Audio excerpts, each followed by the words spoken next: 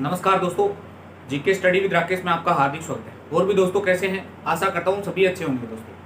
दोस्तों हमारी last video पर राजस्थान की कला एवं संस्कृति के तहत राजस्थान की चित्रकला पे बात हुई थी, यानी मैंने चित्रकला को विधिवत तरीके से समापित कर दिया था।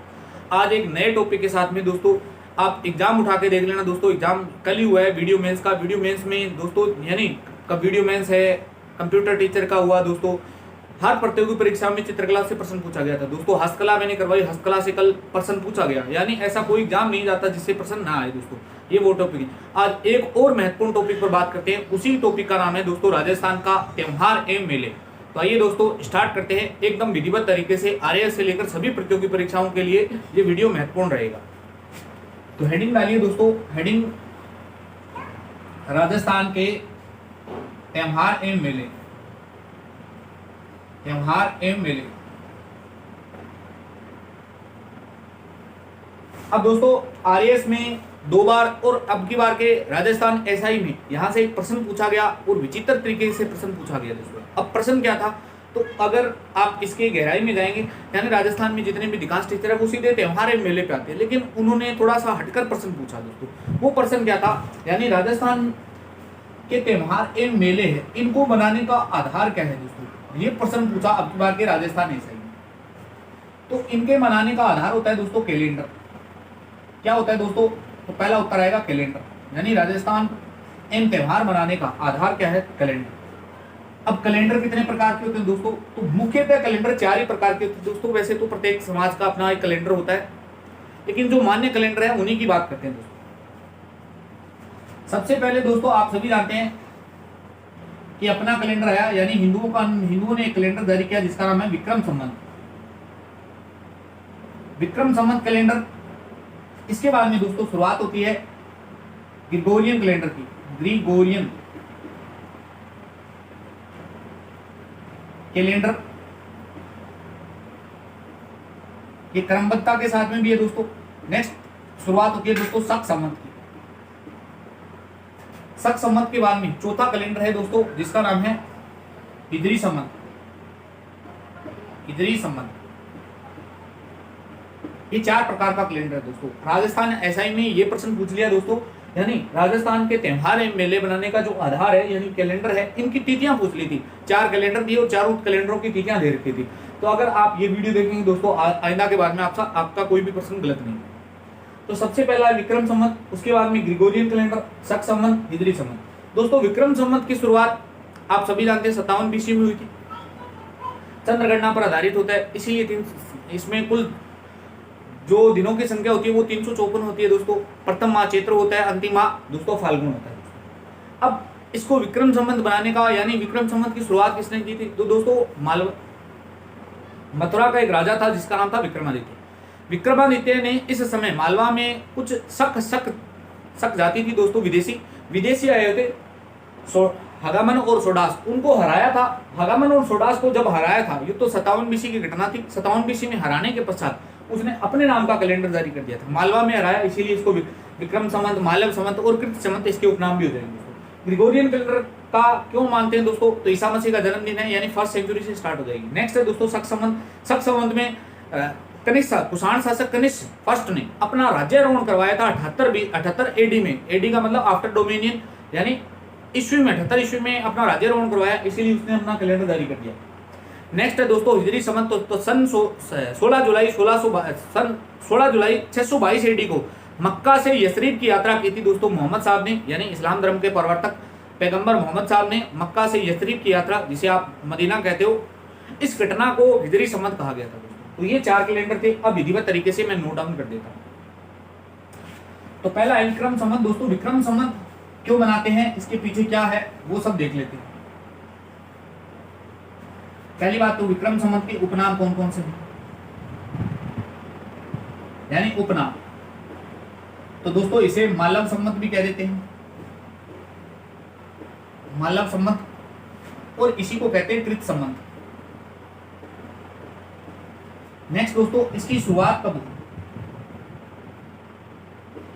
इसकी शुरुआत हुई थी 57 बीसी में। बीसी का मतलब ईसा पूर्व। नेक्स्ट दोस्तों आपसे प्रश्न पूछा जाएगा कि ये किस पर आधारित है। आधारित तो ये प्रश्न है दोस्तों चंद्रगणना पर आधारित, इस पर आधारित है, तो चंद्रगणना पर। नेक्स्ट दोस्तों कुल दिन, यही फॉर्मेट पढ़ेंगे अपने पूरे कैलेंडरों में। कुल दिन दोस्तों इसमें कितने होते हैं? 354। नेक्स्ट पूछेगा प्रथम मास। प्रथम मास जो हिंदुओं का जो मास होता है दोस्तों चैत्र। अंतिम महीना कौन सा होता है? अंतिम मास, तो दोस्तों अंतिम मास फाल्गुन होता है। नेक्स्ट दोस्तों, यानी ये विक्रम संवत क्यों मनाया जाता है? तो मैंने आपको बताया था कि मथुरा का शासक, मालवा के शासक विक्रमादित्य ने, मालवा के शासक विक्रमादित्य ने मथुरा में हगामन और सोडास को हराया था। हगामन एंड सोडास क्षत्रपों को हराया। ये क्षत्रप दोस्तों हगामन और सोडास शक जाति से बिलोंग करते हैं। हगामन और सोडास क्षत्रपों को हराया। इस खुशी में दोस्तों इसने अपना कैलेंडर जारी कर दिया था। उस कैलेंडर का नाम है दोस्तों, कब जारी हुआ? तो ये ध्यान रखना 57 BC में। यानी विक्रम संवत कब से सेलिब्रेट होने लग गया था? तो विक्रम संवत की शुरुआत होती है दोस्तों 57 BC में। आप जो भी आधुनिक कैलेंडर देखते हैं, ग्रेगोरियन कैलेंडर से आप देख लेना दोस्तों। यानी वर्तमान में अब 2022 चल रहा है, तो विक्रम संवत कौन सा चलेगा? तो विक्रम संवत के लिए आपको 57 जोड़ना पड़ेगा, क्योंकि 57 साल पहले इसकी शुरुआत होगी थी। तो दोस्तों उत्तर आएगा दोस्तों, यानी विक्रम संवत वर्तमान में कौन सा चल रहा है? तो 2079, यानी 2079 विक्रम संवत चल रहा है। तो आशा करता हूं विक्रम संवत की जो भी जानकारी मैंने आपको बताई है एकदम पूर्णतः आपको समझ में आ गई दोस्तों। नेक्स्ट दोस्तों कैलेंडर बात करता हूं, ग्रेगोरियन कैलेंडर। यानी ये 4 शब्द तो वो ही रहेंगे दोस्तों।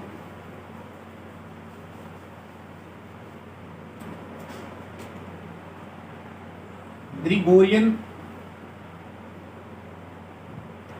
कैलेंडर, तो दोस्तों ग्रेगोरियन कैलेंडर वही, सबसे पहली बात तो इसकी शुरुआत कब हुई थी? पहली बात तो दोस्तों ये ध्यान रखना, यह एक अंतरराष्ट्रीय कैलेंडर है। अंतरराष्ट्रीय कैलेंडर यानी हमने देखा था कि विक्रम संवत को सिर्फ भारत में देखा जाता है और कहीं नहीं देखा जाता दोस्तों। ये अंतरराष्ट्रीय कैलेंडर है, इसकी मान्यता अंतरराष्ट्रीय कैलेंडरों में है, यानी यहाँ ये सभी देशों में चलता है दोस्तों। नेक्स्ट दोस्तों, यह कैलेंडर सूर्य गणना पर आधारित है। सूर्य गणना पर आधारित है।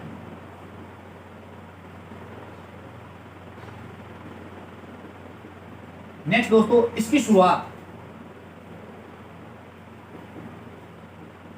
शुरुआत हुई थी दोस्तों 1 सेंचुरी में, 1 ईस्वी में हो चुकी है। ये ध्यान रखना दोस्तों, ईसा पूर्व,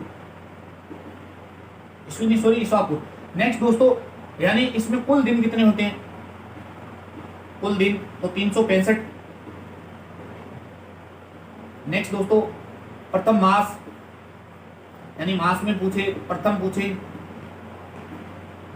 तो आपका आ जाएगा जनवरी। अंतिम पूछे दोस्तों तो ये बताने की जरूरत नहीं है दोस्तों, अंतिम कौन सा होता है? दिसंबर। और ऐसा माना जाता है कि इस दिन ईसा मसीह का जन्मदिन हुआ था। पर वो सब छोड़िए दोस्तों, ये आपको इतना ही ध्यान रखना है, हमें सिर्फ कलायम संस्कृति के दृष्टिकोण से देखना है। कलायम संस्कृति के दृष्टिकोण से ग्रेगोरियन कैलेंडर की आप इतनी बातें याद रखेंगे कि ये अंतरराष्ट्रीय कैलेंडर है, सूर्य गणना पर आधारित है, इसलिए 365 दिन होते हैं दोस्तों। अब आप कहेंगे 365, 66, वो सब जियोग्राफी का पैटर्न है दोस्तों। नेक्स्ट है शुरुआत, तो 1 BC, यानी 1 BC में हुई थी। 1 BC का मतलब 1 ईसा पूर्व में। कब, क्यों हुई थी दोस्तों? तो इसकी शुरुआत ऐसी मानी जाती है दोस्तों, यानी इस दिन की ईसा मसीह का जन्मदिन हुआ।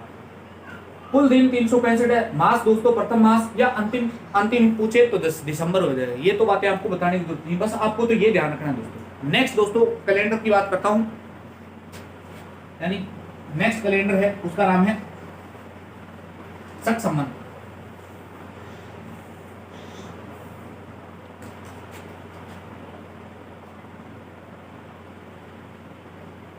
शक संबंध दोस्तों, शक संबंध ये भारत का राष्ट्रीय कैलेंडर है। भारत का राष्ट्रीय पहचान कह दो इसे, राष्ट्रीय कैलेंडर कह लो, एक ही बात है। राष्ट्रीय पहचान या कैलेंडर कहेंगे। अब भारत का राष्ट्रीय पहचान है तो इसको राष्ट्रीय पहचान घोषित कब हुआ दोस्तों? तो 22 मार्च 1957 को इसको घोषित किया गया था राष्ट्रीय। 22 मार्च 1957 ये ध्यान रखना दोस्तों। नेक्स्ट दोस्तों, इसकी शुरुआत कब हुई? तो इसकी शुरुआत हुई थी 78 एडी में। इसकी शुरुआत हुई थी 78 एडी में। इसमें कुल दिन यानी किस पर आधारित होता है दोस्तों? तो ये भी चंद्र गणना पर आधारित होता है, चंद्र गणना। नेक्स्ट दोस्तों, आपसे पूछा जाएगा कि कुल दिन, तो कुल दिन इसमें 54 होते हैं, 354 दिन होते हैं दोस्तों। नेक्स्ट आपसे ये पूछा जाएगा कि प्रथम मास और अंतिम मास, प्रथम महीना कौन सा होता है? तो प्रथम महीना दोस्तों चैत्र होता है। अंतिम कौन सा होता है? अंतिम मास, तो अंतिम मास होता है दोस्तों फाल्गुन। इस शक संबंध की शुरुआत यानी कनिष्क फर्स्ट ने 78 एडी में, एडी का मतलब दोस्तों ईस्वी सन है, ईस्वी में अपना राज्यारोहण करवाया, अपना राज्यारोहण करवाया। ये बात, 4 बातें ध्यान रखेंगे दोस्तों। आप तो ये ध्यान रखना, राष्ट्रीय पहचान किसे कहते हैं? तो शक संबंध को राष्ट्रीय पहचान कहते हैं दोस्तों। अब ये देखो 78 साल आगे रहेगा, ग्रेगोरियन कैलेंडर से 78 साल आगे रहेगा। अगर आपको ग्रेगोरियन अंतरराष्ट्रीय तिथि निकालनी है तो दोस्तों इसमें से 78 घटाना पड़ता है, जबकि विक्रम संवत याद करने के लिए आपको 57 जोड़ना पड़ता है। तो ये बात बताने की आवश्यकता नहीं पड़ेगी दोस्तों, इतनी तो आप समझदार है।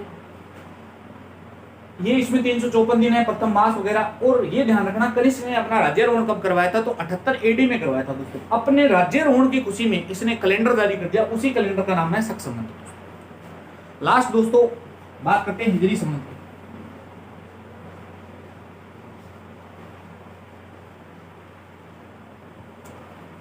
हिजरी संवत,